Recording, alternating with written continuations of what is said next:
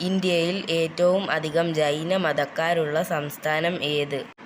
തമിഴ്നാട്, മഹാരാഷ്ട്ര, കേരള, സിക്കിം. ഉത്തരം മഹാരാഷ്ട്ര. ന്യൂയോർക്ക് ഏത് സമുദ്രത്തിൻ്റെ തീരത്താണ്? Indian, Arctic, Pacific, Atlantic.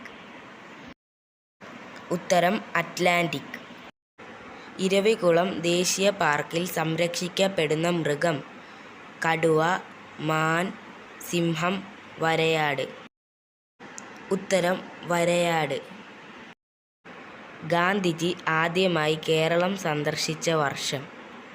1920, 1930, 1925, 1935. ഉത്തരം 1920. ഹൃദയത്തിന് 4 അറകളുള്ള ഒരേയൊരു ഉരഗം?